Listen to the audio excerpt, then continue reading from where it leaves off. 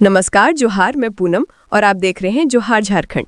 चलिए जानते हैं आज की 25 महत्वपूर्ण बड़ी खबरों को। जमशेदपुर के टाटानगर स्टेशन पर 2 धमाके, सीएनजी ऑटो में लगी आग से मची दहशत, बाल बाल बचे यात्री। सोमवार सुबह टाटानगर रेलवे स्टेशन का मुख्य द्वार अचानक धमाकों की तीखी आवाज से गूंज उठा।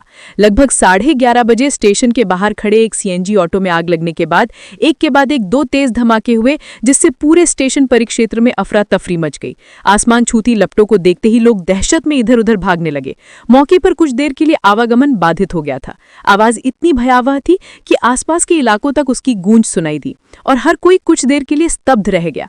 जानकारी के मुताबिक कीताड़ी निवासी पवन राय सीएनजी ऑटो में यात्रियों को लेकर स्टेशन की ओर जा रहा था। इसी दौरान स्थानीय लोगों ने ऑटो के नीचे से चिंगारी निकलते देख चालक को सावधान किया।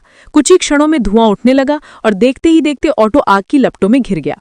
सतर्कता से चालक और यात्री तुरंत नीचे उतरकर सुरक्षित स्थान पर पहुंच गए, वरना हादसा भयावह रूप ले सकता था। घटना की सूचना मिलने पर पीसीआर वैन, आरपीएफ और जीआरपी की टीम मौके पर पहुंची और दमकल विभाग की गाड़ी ने आग पर काबू पाया, जिसके बाद स्थिति सामान्य हुई। राहत की बात यह रही कि इस घटनाक्रम में किसी के हताहत होने की जानकारी नहीं है। पुलिस और दमकल विभाग अब आग लगने के कारणों की जांच कर रहे हैं। गौरतलब है कि इससे पहले भी शनिवार सुबह स्टेशन के बाहर एक होंडा सिटी कार अचानक धधक उठी थी, जिसमें कार पूरी तरह क्षतिग्रस्त हो गई थी। लगातार हो रही ऐसी घटनाओं ने सुरक्षा व्यवस्था को लेकर कई सवाल खड़े कर दिए हैं। 30 मार्च 2026 से पहले झारखंड में हो जाएंगे नगर निकाय चुनाव। राज्य निर्वाचन आयोग ने हाईकोर्ट में दिया शपथ पत्र। झारखंड में लंबे समय से लंबित शहरी निकाय चुनाव नहीं होने पर रोशनी खलखों की ओर से दायर अवमानना याचिका पर सोमवार को झारखंड हाईकोर्ट के जस्टिस आनंदा सेन की अदालत में सुनवाई हुई है। राज्य निर्वाचन आयोग ने कोर्ट को बताया है कि विस्तृत तैयारी के लिए 8 सप्ताह की जरूरत पड़ेगी। साथ ही चुनावी प्रक्रिया पूर्ण करने में अतिरिक्त 45 दिन लगेंगे। इस बाबत सीलबंद शपथ पत्र 22 नवंबर को ही दाखिल कर दिया गया था। याचिकाकर्ता के अधिवक्ता विनोद सिंह ने ईटीवी भारत को बताया कि सभी पक्षों की दलील सुनने के बाद कोर्ट ने सुनवाई की अगली तारीख 30 मार्च तय कर दी है। प्रार्थी की ओर से अधिवक्ता विनोद सिंह, जबकि राज्य सरकार की ओर से महाधिवक्ता ने पक्ष रखा। वहीं राज्य निर्वाचन आयोग की ओर से अधिवक्ता सुमित गड़ोदिया ने दलील पेश की। महाधिवक्ता ने बताया कि चुनाव से जुड़े सभी निर्णयों की प्रतियां राज्य निर्वाचन आयोग को दे दी गई हैं। वहीं राज्य निर्वाचन आयोग की ओर से कहा गया है कि चुनाव कराने को लेकर आयोग गंभीर है, लेकिन इसकी तैयारी के लिए 8 सप्ताह और चुनाव प्रक्रिया पूर्ण करने के लिए 45 दिन लगेंगे। कोर्ट ने राज्य निर्वाचन आयोग की ओर से दाखिल सीलबंद शपथ पत्र का अवलोकन करने के लिए सुनवाई की अगली तारीख 30 मार्च 2026 तय की है। पिछली सुनवाई में हाईकोर्ट ने चुनाव की संभावित तारीख की मांग करते हुए सुनवाई के लिए 24 नवंबर की तारीख तय की थी। तब महाधिवक्ता राजीव रंजन की ओर से कोर्ट को बताया गया था कि सरकार ने नगर निकाय चुनाव के लिए कराए गए ट्रिपल टेस्ट की रिपोर्ट राज्य निर्वाचन आयोग को सौंप दी है। सीटों के आरक्षण, जनसंख्या सूची सहित कुछ बिंदुओं पर आयोग ने अतिरिक्त जानकारी मांगी है, जिसे जल्द मुहैया करा दिया जाएगा। बता दें कि जून 2020 से 12 शहरी निकायों में चुनाव नहीं हुए हैं। इसके अलावा 27 अप्रैल 2023 के बाद से राज्य में कोई शहरी निकाय चुनाव नहीं हुआ है। इसमें नगर निगम, नगर परिषद और नगर निकायों की कुल संख्या 48 है। हाईकोर्ट ने 4 जनवरी 2024 को आदेश पारित कर 3 सप्ताह के भीतर चुनाव सुनिश्चित कराने को कहा था। इस डेडलाइन के फेल होने पर अवमानना याचिका दायर हुई थी। अब राज्य निर्वाचन आयोग के रुख से स्पष्ट है कि झारखंड में अब 30 मार्च 2026 से पहले निकाय चुनाव का काम पूरा कर लिया जाएगा। उम्मीद जताई जा रही है कि फरवरी 2026 से मार्च 2026 के बीच में चुनाव का कार्य पूरा करा लिया जाएगा। सेवा का अधिकार सप्ताह की ग्राउंड रिपोर्ट। सरकारी कैंपों में महिलाओं की भारी भीड़। मैया सम्मान योजना का आवेदन जमा न होने से नाराजगी। आम जनता की छोटी मोटी परेशानी दूर करने के उद्देश्य से झारखंड सरकार के द्वारा इन दिनों आपकी योजना आपकी सरकार आपके द्वार कार्यक्रम के तहत सेवा का अधिकार सप्ताह आयोजित की गई है। सरकार ग्रामीण क्षेत्रों में हर पंचायत और शहरी क्षेत्र के सभी वार्डों में कैंप लगाकर लोगों से आवेदन प्राप्त कर इसका समाधान करने में जुटी है। 21 नवंबर से चल रहे सेवा का अधिकार सप्ताह के तहत अब तक राज्य भर से 2,40,000 आवेदन प्राप्त हो चुके हैं, जिसमें 72,143 का निष्पादन होने की सूचना है। सबसे अधिक आवेदन लोक कल्याणकारी योजनाओं के तहत प्राप्त हो रहे हैं। हालांकि मैया सम्मान योजना को लेकर महिलाओं को इन कैंपों में भारी परेशानी का सामना करना पड़ रहा है। सरकार द्वारा लगाए गए इस शिविर में सरकारी योजनाओं को लेकर आम लोग पहुंच रहे हैं। इन शिविरों में परेशानी की वजह यह है कि मैया सम्मान योजना को लेकर कहीं आवेदन लिया जा रहा है तो कहीं आवेदन नहीं लिया जा रहा है। सरकार के स्पष्ट आदेश नहीं होने की वजह वजह से शिविरों में कार्यरत सरकारी कर्मी आम लोगों की नाराजगी हर दिन झेल रहे हैं। इधर सोमवार को राजधानी के 2 वार्डों में लगाए गए शिविरों में हंगामा की स्थिति बनी रही। वार्ड नंबर 14 के चूटिया वार्ड कार्यालय में लगाए गए कैंप में उस समय महिलाएं नाराज हो गईं जब आवेदन फॉर्म के लिए 20-20 रुपए लिए जा रहे थे। उसके बाद भी आवेदन जमा नहीं हो पा रहा था। कर्मचारियों के व्यवहार से नाराज छवि रंजन श्रीवास्तव बताती हैं कि आवेदन लेने के नाम पर सुबह से परेशान किया जा रहा है। इसी तरह से चूटिया की सोनी कुमारी कहती हैं कि कोई कर्मचारी सही से जवाब देने को तैयार नहीं है। कोई कहता है अंचल में जमा करिए तो कोई कहता है यहां जमा होगा। आखिर लोग कहां जाएंगे? गिरिडीह में जंगली हाथियों का आतंक, 2 लोगों को कुचलकर मार डाला। गिरिडीह जिले के बिरनी थाना क्षेत्र में जंगली हाथियों ने एक बार फिर से कहर बरपाया है। हाथियों ने सोमवार को अहले सुबह में 2 महिलाएं सहित 3 लोगों को कुचल दिया, जिससे 2 लोगों की मौत हो गई है, जबकि एक व्यक्ति गंभीर रूप से घायल है। घटना के बाद वन विभाग के खिलाफ ग्रामीणों में आक्रोश है। ग्रामीणों के द्वारा पीड़ित परिजनों को मुआवजा एवं घायल के इलाज की गारंटी सुनिश्चित किए जाने की मांग की जा रही है। घटनास्थल पर लोगों की भीड़ जुट गई है। ये घटना जिले के बिरनी थाना क्षेत्र अंतर्गत गादी गांव की है। मृतकों में शांति देवी एवं बोधी पंडित शामिल है, जबकि घायल की पहचान पेशम गांव की सुदामा देवी के तौर पर हुई है, जिसका गिरिडीह के एक अस्पताल में इलाज चल रहा है। मौके पर पहुंचे उप प्रमुख शेखर सुमन ने बताया कि सोमवार की सुबह शांति देवी और बोधी पंडित अपने खलिहान की ओर गए हुए थे। इसी दौरान उधर से क्रॉस कर रहे हाथियों ने दोनों को कुचल दिया। वहीं सुदामा देवी को एक हाथी ने पटक दिया, जिससे वो घायल हो गई। घटना की सूचना मिलने पर वन विभाग और बरकट्ठा ओपी पुलिस मौके पर पहुंची हुई है। उप प्रमुख ने इलाके से हाथियों को भगाए जाने की भी मांग की है। इधर घटना के बाद पीड़ित परिजनों का रो रो कर बुरा हाल बना हुआ है। सीएम हेमंत ने कहा, हर खेत तक पानी पहुंचे, इसी सोच के साथ सिंचाई सुविधाओं का कर रहे हैं विस्तार। मुख्यमंत्री हेमंत सोरेन ने सोमवार को दुमका के रानेश्वर प्रखंड के मुरगुनी में सिद्धेश्वरी नदी पर निर्माणाधीन मसलिया रानेश्वर मेगा लिफ्ट सिंचाई परियोजना का निरीक्षण किया और कार्य प्रगति की पूरी जानकारी ली। कहा कि ये मेगा लिफ्ट सिंचाई परियोजना दुमका के लिए काफी महत्वपूर्ण है। इससे इस जिले की मसलिया और रानेश्वर प्रखंड के 22,000 हेक्टेयर से ज्यादा भूमि पर सिंचाई की सुविधा पहुंचाई जानी है। ऐसे में इस मेगा लिफ्ट सिंचाई परियोजना के शेष बचे कार्यों को शीघ्र पूरा करें ताकि किसानों को ये समर्पित कर सके। मुख्यमंत्री ने कहा कि मसलिया रानेश्वर मेगा सिंचाई परियोजना की योजना को इस तरह से धरातल पर उतारा जा रहा है ताकि ये बहुउपयोगी साबित हो। इससे जहां एक बड़े इलाके में पटवन की सुविधा उपलब्ध होगी, वहीं नदी में ज्यादा पानी होने पर उसे तालाबों और जलाशयों में भी डाइवर्ट किया जा सकेगा। इसके चालू होने से यहां पर्यटन को भी बढ़ावा मिलेगा, जिससे रोजगार के नए अवसर भी सृजित होंगे। ऐसे में इस मेगा लिफ्ट सिंचाई परियोजना के जरिए सिद्धेश्वरी नदी के जल का पूरा सदुपयोग करने की जिस सोच के साथ राज्य सरकार ने ये योजना बनाई है, वो हकीकत में पूरी होनी चाहिए। मसलिया रानेश्वर मेगा लिफ्ट सिंचाई परियोजना का निर्माण कर रही L&T कंपनी के अधिकारियों ने मुख्यमंत्री को बताया कि इस परियोजना का लगभग 80% काम पूर्ण हो चुका है। इसके तहत एक बैराज बनाया जा रहा है जो लगभग तैयार है, जबकि कुल 15 गेट का भी 90% से अधिक कार्य पूर्ण हो चुका है। वहीं 3 पंप हाउस में 1 पूर्ण हो चुका है और 2 का कार्य प्रगति पर है। इसके साथ इसमें 5 डिलीवरी चेंबर बनाए जा रहे हैं, जिसमें 3 पूरे हो चुके हैं, जबकि 2 चेंबर भी बहुत जल्द पूरा हो जाएगा। मुख्यमंत्री को उन्होंने बताया कि अगले वर्ष जनवरी तक लगभग 6,400 हेक्टेयर भूमि पर भूमिगत पाइपलाइन के माध्यम से सिंचाई की सुविधा शुरू कर दी जाएगी। हजारीबाग में घर में घुसकर पुजारी की हत्या, अपराधियों ने मारी 5 गोली। हजारीबाग में बीती देर रात अज्ञात बदमाशों ने एक व्यक्ति की घर में घुसकर हत्या कर दी। मृतक की पहचान रूपलाल करमाली के तौर पर की गई है। मकेरेडारी थाना क्षेत्र के बुंडू पंचायत स्थित बघुताबर गांव का रहने वाला था। पुलिस और ग्रामीणों के अनुसार बदमाश छत के रास्ते घर में घुसे थे और सोते हुए रूपलाल पर ताबड़तोड़ 5 गोलियां फायरिंग की। गोली लगते ही उनकी मौके पर ही मौत हो गई। गोलियों की तेज आवाज सुनकर परिजन और पड़ोसी दौड़े आए, लेकिन तब तक हत्यारे अंधेरे में फरार हो चुके थे। रूपलाल करमाली गांव के मंडा पूजा में भगत पुजारी का काम करते थे। हत्या की वजह फिलहाल स्पष्ट नहीं है।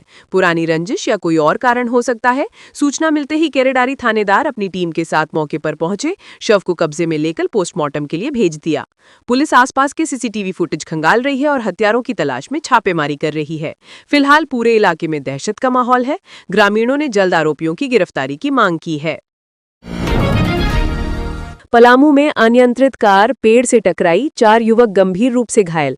मेदिनीनगर रांची मुख्य मार्ग पर सतबरवा थाना क्षेत्र के कस्याडी के पास सोमवार सुबह एक सड़क हादसा हुआ। तेज रफ्तार कार अनियंत्रित होकर सड़क किनारे पेड़ से टकरा गई, जिसमें कार पर सवार 4 युवक गंभीर रूप से घायल हो गए। घायलों में सतबरवा निवासी हनी कुमार, रवि कुमार भुज्जी और कृष्णा सोनी का पुत्र है। बताया गया कि चारों युवक किसी काम से मेदिनीनगर की ओर जा रहे थे, तभी कस्याडी मोड़ के पास चालक ने नियंत्रण खो बैठा और कार सीधे पेड़ से जा टकराई। टक्कर इतनी जोरदार थी कि कार का अगला हिस्सा पूरी तरह क्षतिग्रस्त हो गया। हालांकि वाहन में लगे एयरबैग खुल जाने के कारण बड़ी दुर्घटना टल गई और सभी सवारों की जान बच गई। हादसे के बाद घटनास्थल पर अफरा तफरी मच गई। स्थानीय लोग तुरंत मौके पर पहुंचे और घायलों को कार से बाहर निकाला। सभी घायलों को स्थानीय लोगों की मदद से नवजीवन अस्पताल तुम्बागड़ा पहुंचाया गया। प्राथमिक उपचार के बाद डॉक्टरों ने गंभीर स्थिति देख चारों को रिम्स रांची रेफर कर दिया। सूचना मिलते ही सतबरवा थाना पुलिस घटनास्थल पर पहुंची और छानबीन शुरू कर दी। पुलिस ने क्षतिग्रस्त वाहन को जब्त कर लिया है। स्थानीय लोगों ने बताया कि इस मार्ग पर लगातार दुर्घटनाएं हो रही हैं। उन्होंने प्रशासन को अविलंब स्पीड ब्रेकर, चेतावनी बोर्ड और अन्य सुरक्षा इंतजाम करने की मांग की। खादी मेला 21 दिसंबर से स्टॉल बुकिंग के रेट तय, 20 से 50 हजार तक के स्टॉल होंगे उपलब्ध। झारखंड राज्य खादी एवं ग्रामोद्योग बोर्ड एवं ग्रामीण विकास विभाग की संयुक्त तत्वाधान में राष्ट्रीय खादी हस्तशिल्प एवं सरस महोत्सव 2025-26 का आयोजन 21 दिसंबर को राजधानी के मोरहाबादी मैदान में होगा। ये मेला 6 जनवरी 2026 तक चलेगा। इसके लिए ऑनलाइन स्टॉल रजिस्ट्रेशन 5 दिसंबर तक होगा। इस महोत्सव में QIC के द्वारा पंजीकृत खादी संस्था एवं खादी बोर्ड से पंजीकृत संस्थाओं को स्टॉल आवंटन में प्राथमिकता दी जाएगी। इसके लिए आवश्यक प्रमाण पत्र आवेदन के साथ जमा करना अनिवार्य होगा। 31 मार्च 2027 तक पंचायत से लेकर जिला और वार्ड से लेकर नगर निगम की सीमा में कोई बदलाव नहीं होगा। मुख्यमंत्री हेमंत सोरेन ने भारत की जनगणना 2027 के लिए झारखंड राज्य की सभी प्रशासनिक इकाइयों यथा जिला, अनुमंडल, प्रखंड, नगर निगम, नगर परिषद, नगर पंचायत, छावनी परिषद, वार्ड, पंचायत, ग्राम आदि के प्रशासनिक क्षेत्राधिकार की सीमाओं में दिनांक 1 जनवरी 2026 से 31 मार्च 2027 तक किसी भी प्रकार का परिवर्तन नहीं किए जाने का निर्देश दिया है।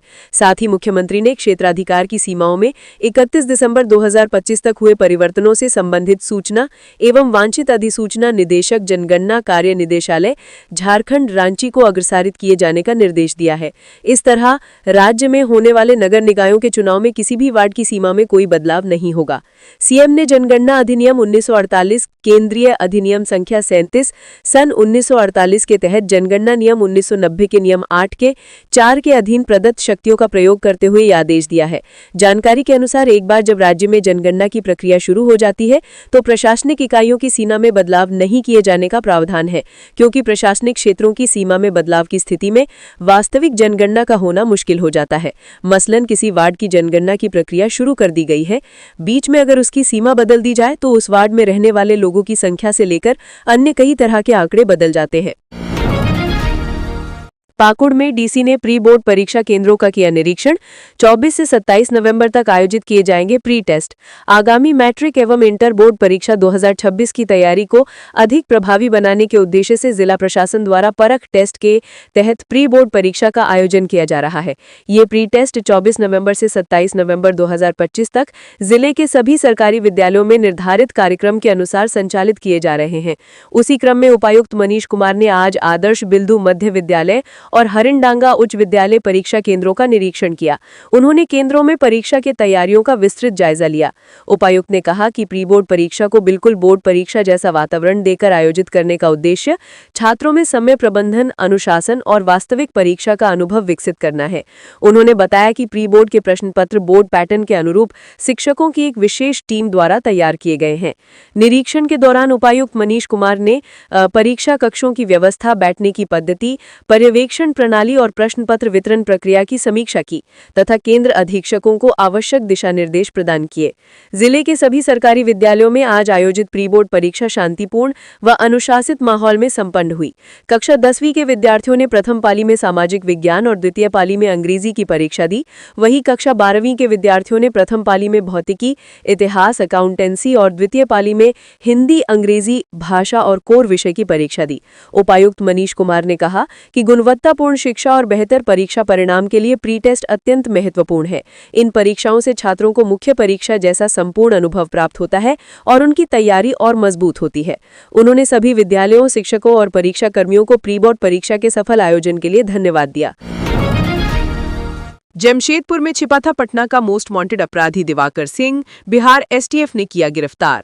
झारखंड पुलिस के सहयोग से बिहार पुलिस की स्पेशल टास्क फोर्स ने जमशेदपुर से बिहार के पटना जिले के टॉप 10 मोस्ट वांटेड अपराधियों में शामिल दिवाकर सिंह को गिरफ्तार किया है। बता दें, दिवाकर सिंह पटना के फुलवारी शरीफ क्षेत्र के आदर्श कॉलोनी रोड का निवासी है। उस पर हत्या, अपहरण, आर्म्स एक्ट जैसे गंभीर मामले दर्ज हैं। बता दें कि साल 2023 में पटना के शास्त्री नगर क्षेत्र में बाइकर्स गैंग के बीच हुए आपसी वर्चस्व की लड़ाई में उज्जवल उर्फ धोनी की हत्या मामले में दिवाकर सिंह का नाम चर्चा में आया था। इस हत्याकांड में दिवाकर सिंह भी नामजद था। इसके अलावा पटना के शास्त्री नगर में एक और हत्या के मामले सहित कई आपराधिक मामले दर्ज हैं। पुलिस के मुताबिक दिवाकर सिंह उज्जवल उर्फ धोनी की हत्या के बाद लगातार फरार चल रहा था। उसे पकड़ने के लिए पटना पुलिस ने कई बार कोशिश की, लेकिन पुलिस के हाथ से बच निकलने में दिवाकर सफल रहता था। उसकी आपराधिक गतिविधियों की गंभीरता को देखते हुए उसका नाम पटना के टॉप 10 अपराधियों की सूची में शामिल कर दिया गया। ऐसे में बिहार एसटीएफ को ये सूचना मिली कि दिवाकर गिरफ्तारी से बचने के लिए अपनी पहचान छिपाकर जमशेदपुर के उलीढी थाना क्षेत्र में रह रहा था। मेरी जानकारी के अनुसार सबसे पहले बिहार एसटीएफ ने उसकी लोकेशन की पुष्टि की। इसके बाद सूचना पुष्टि होते ही बिहार एसटीएफ ने तुरंत झारखंड पुलिस के साथ समन्वय स्थापित किया और एक संयुक्त छापेमारी अभियान चलाया गया। इसमें दिवाकर सिंह की गिरफ्तारी हुई। धनबाद में बाइक चोर गिरोह का भंडाफोड़, एक गिरफ्तार, चोरी की 3 बाइक और टोटो बरामद। धनबाद जिले के बलियापुर थाने की पुलिस ने रंगामाटी क्षेत्र में बाइक चोर गिरोह का भंडाफोड़ करते हुए गिरोह के एक सदस्य को गिरफ्तार किया है। रविवार देर रात को पुलिस को सूचना मिली थी कि रंगामाटी निवासी एक युवक चोरी की बाइक लेकर RM4 की ओर गया है। सूचना के आधार पर छापेमारी कर रंगामाटी की रासूघुट्टू बस्ती निवासी राज गोराई 19 वर्ष को दबोच लिया। ये जानकारी सिटी स्पा ऋत्विक श्रीवास्तव ने सोमवार को प्रेस वार्ता में दी। उन्होंने बताया कि आरोपी की निशानदेही पर चोरी की 3 बाइक, बिना नंबर का एक टोटो और एक चोरी का मोबाइल फोन बरामद किया गया। पूछताछ में राजगुराई ने स्वीकार किया कि वो अपने साथियों के साथ धनबाद के कई थाना क्षेत्रों में बाइक चोरी करके सस्ते दामों पर बेचता था। उसने ये भी कबूल किया कि 29 अक्टूबर को बलियापुर थाना क्षेत्र में रोजगार सेवक संजय शाह के साथ हुई छिनतई में भी वो शामिल था। उक्त घटना में प्रयुक्त बाइक उन लोगों ने धनसर से चोरी की थी। यात्रीगण कृपया ध्यान दें, टाटानगर से चलने वाली कई ट्रेनें रद्द हैं। यात्रा करने से पहले देख लें पूरी लिस्ट। दक्षिण पूर्व रेलवे ने विकास कार्य और तकनीकी कारणों की वजह से कई पैसेंजर ट्रेन के साथ मेमू ट्रेन के परिचालन को कुछ दिनों के लिए रद्द किया है। इसे लेकर एक अधिसूचना भी जारी की गई है। ट्रेनों के रद्द होने से जमशेदपुर के यात्रियों को परेशानी का सामना करना पड़ेगा। दक्षिण पूर्व रेलवे ने 24 नवंबर 2025 से 27 नवंबर 2025 तक 19 पैसेंजर एवं मेमू ट्रेनों को रद्द करने की घोषणा की है। टाटानगर से राउरकेला, टाटानगर से बादाम पहाड़, गुआ, बरकाकाना और हटिया तक चलने वाली अधिकतर पैसेंजर एवं मेमू ट्रेनों के परिचालन को स्थगित करने का निर्णय लिया गया है, जिससे टाटानगर के यात्रियों को भी निर्धारित समय तक परेशानी का सामना करना पड़ेगा। जारी की गई अधिसूचना के अनुसार जगन्नाथपुर पुरुलिया जगन्नाथपुर मेमू सेवा भी 3 दिनों तक बंद रहेगी। चक्रधरपुर राउरकेला चक्रधरपुर मेमू ट्रेन 25 और 26 नवंबर तक रद्द रहेगी। हजारीबाग के प्रवासी मजदूर की हुई वतन वापसी। दुबई में घायल होने के बाद सरकार से लगाई थी मदद की गुहार। हजारीबाग जिले से रोजगार की तलाश में सैकड़ों की संख्या में मजदूर विदेश में काम कर रहे हैं। अधिकतर मजदूर ट्रांसमिशन और कंस्ट्रक्शन काम से हजारीबाग से जाते हैं। कई बार प्रवासी मजदूर विदेश जाकर फंस जाते हैं।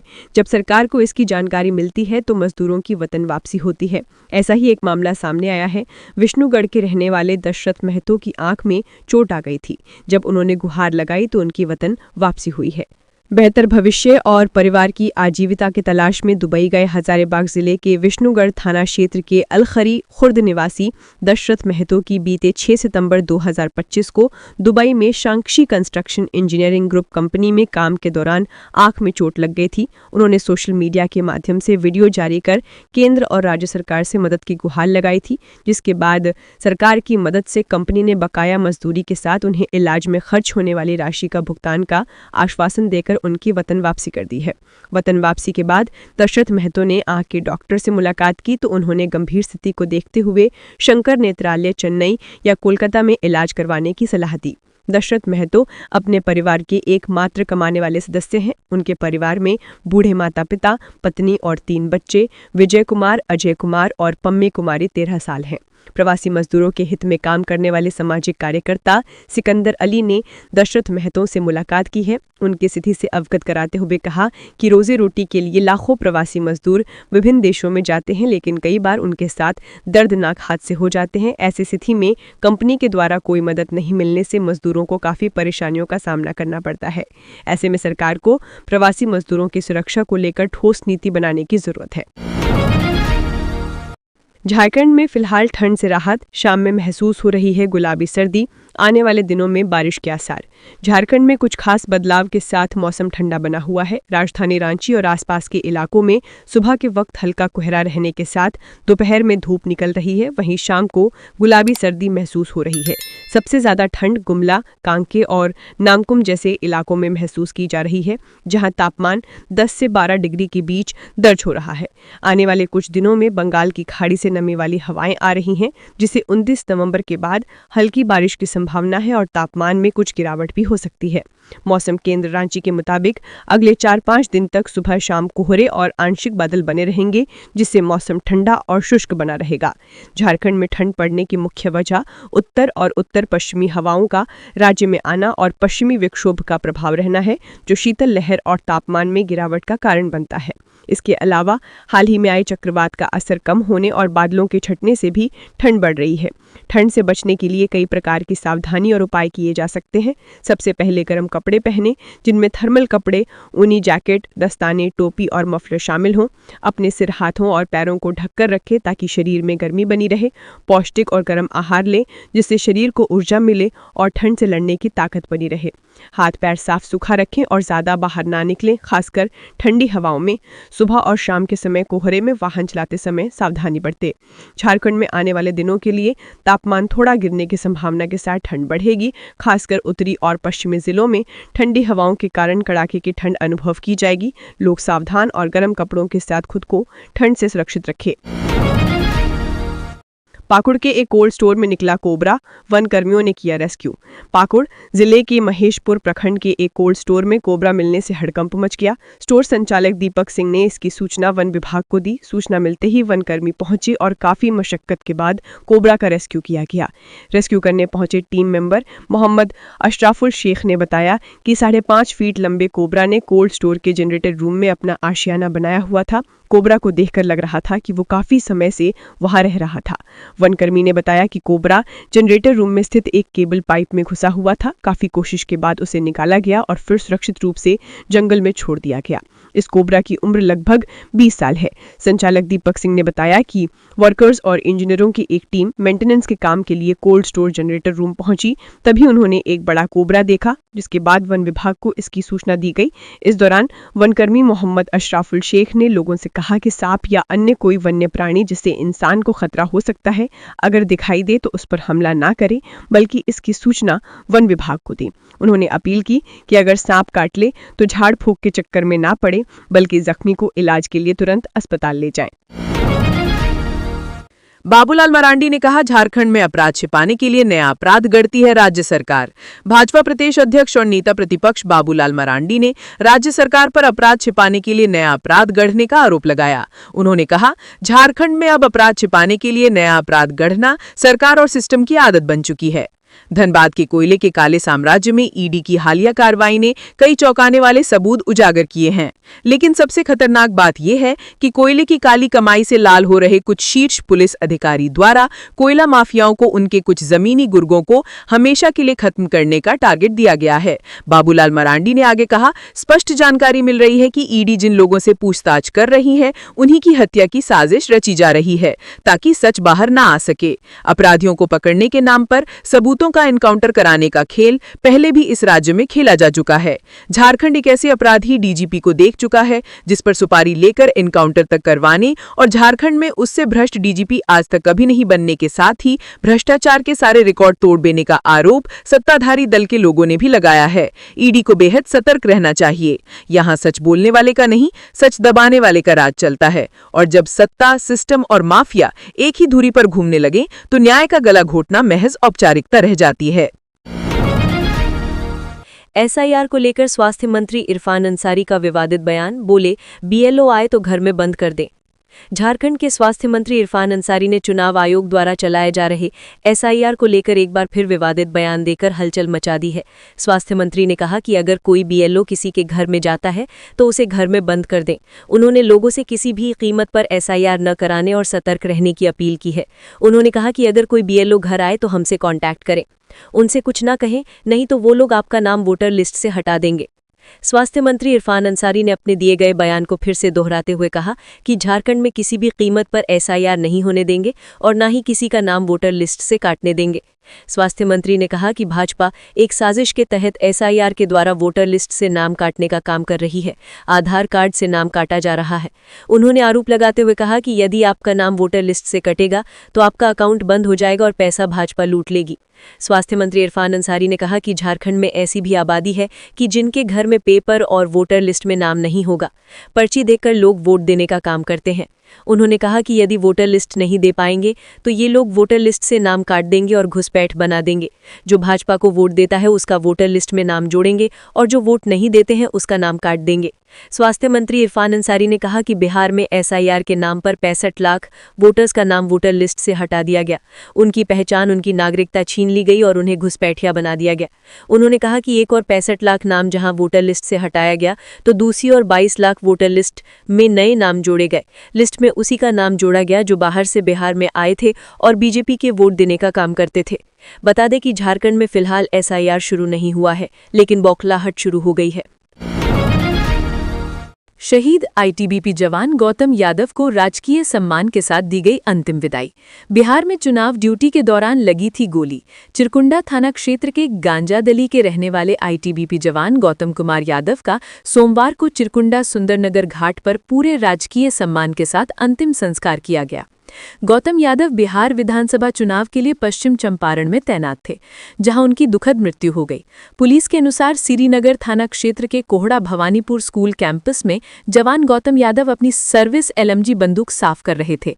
उसी समय गलती से गोली चल गई जो उनके सिर में जा लगी, जिससे मौके पर ही उनकी मौत हो गई। घटना की सूचना मिलने पर स्थानीय पुलिस, डीएसपी और बटालियन के जवान मौके पर पहुंचे और शव को कब्जे में लिया।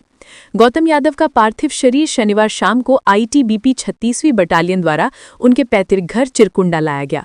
मैथन संजय चौक से चिरकुंडा तक तिरंगा झंडा लेकर लोग भारत माता की जय और गौतम अमर रहीं के नारे लगाते हुए श्रद्धांजलि देने पहुंचे। सोमवार सुबह पार्थिव शरीर को अंतिम संस्कार के लिए चिरकुंडा सुंदरनगर घाट ले जाया गया, जहां बड़ी संख्या में लोग मौजूद रहे। वहां उन्हें पूरे राजकीय सम्मान के साथ अंतिम विदाई दी गई। शहीद के बेटे गोलू ने मुखाग्नि दी। वहीं जिस तिरंगे में उनका शव लिपटाया था उसे उनके पिता के सुपुर्द किया गया। इस दुखद मौके पर निरसा विधायक अरूप चैटर्जी भी मौजूद रहे। उन्होंने शहीद जवान के पार्थिव शरीर को श्रद्धांजलि दी। विधायक अरूप चैटर्जी ने कहा, ये बहुत दुखद घटना है। गौतम इलाके के युवाओं के लिए प्रेरणा स्रोत थे। उनके अंतिम संस्कार में उमड़ी भारी भीड़ दिखाती है कि इलाके के लोग उनसे कितना प्यार करते थे। उनकी मौत न केवल इलाके के लिए बल्कि देश के लिए भी एक अपूरणीय क्षति है। शहीद जवान गौतम यादव के बड़े भाई पप्पू यादव, जो खुद सेना में सेवारत हैं, ने कहा कि हमारा भाई 2014 में आईटीबीपी में भर्ती हुआ था और 11 साल तक देश की सेवा की। घटना दोपहर 1 बजे हुई। मुझे बटालियन से सूचना मिली। शनिवार शाम को हमारे भाई का पार्थिव शरीर 36 बटालियन द्वारा चिरकुंडा लाया गया और उसे राजकीय सम्मान के साथ विदाई दी गई। मुझे ऐसा लगता है कि हथियार साफ करते समय ये घटना हुई। विभाग हर बिंदु की जांच कर रहा है। इस दुख की घड़ी में पूरा चिरकुंडा इलाका शोक में डूब गया और अपने बहादुर बेटे को अंतिम विदाई दी। यूपी और बिहार का गैंग पलामू में कर रहा डकैती और चोरी। ग्रामीणों के चंगुल में आया डकैत। उत्तर प्रदेश और बिहार का गैंग पलामू के इलाके में चोरी एवं डकैती की घटनाओं को अंजाम दे रहा है। पुलिस को पूरे गिरोह के बारे में जानकारी मिल गई है। दरअसल रविवार की रात पलामू के पाटन थाना क्षेत्र के सखुई गांव में छड़ सीमेंट की दुकान में डकैतों की एक टीम घुसी थी। इसकी भनक दुकान के मालिक धीरेन्द्र प्रसाद को मिल गई। धीरेन्द्र प्रसाद एवं ग्रामीणों के शोर मचाने के बाद बड़ी संख्या में लोग जमा हुए और मौके से एक डकैत को पकड़ लिया। इस दौरान स्थानीय ग्रामीणों ने डकैत की जमकर पिटाई भी की और पूरे मामले की जानकारी पुलिस को दी। घटना की जानकारी मिलने के बाद पाटन थाना प्रभारी शशि शेखर पांडे के नेतृत्व में पुलिस मौके पर पहुंची और सुनील यादव नामक डकैत को जख्मी हालत में हिरासत में लिया। डकैत को इलाज के लिए मेदिनी राय मेडिकल कॉलेज एंड हॉस्पिटल में भर्ती करवाया गया है। गिरफ्तार डकैत उत्तर प्रदेश के वाराणसी का रहने वाला है। वो अपने अन्य साथियों के साथ डकैती की घटना को अंजाम देने वाला था। एसडीपीओ मणिभूषण प्रसाद ने बताया कि गिरफ्तार डकैत के पास से हथियार भी बरामद हुआ है और उसने अपने साथियों के नाम भी बताए हैं। एसडीपीओ ने बताया कि डकैत के साथ गिरोह में उत्तर प्रदेश एवं बिहार के गया के रहने वाले अपराधी शामिल हैं। एसडीपीओ मणिभूषण प्रसाद ने बताया कि गिरोह के खिलाफ अभियान चलाया जा रहा है और सभी को पकड़ने का प्रयास किया जा रहा है। आशंका है कि गिरोह ने पलामू के इलाके में कई घटनाओं को अंजाम दिया है। एआईसीसी की तर्ज पर झारखंड में होगी जीपीसीसी और बीएलए की नियुक्ति। एसआईआर को लेकर कांग्रेस ने कसी कमर। झारखंड में मतदाता सूची का एसआईआर विशेष गहन पुनरीक्षण का काम शुरू नहीं हुआ है, लेकिन ज्यादातर राजनीतिक दलों का नेतृत्व ये मान चुका है कि झारखंड में भी एसआईआर के लिए किसी भी समय निर्वाचन आयोग निर्देश दे सकता है।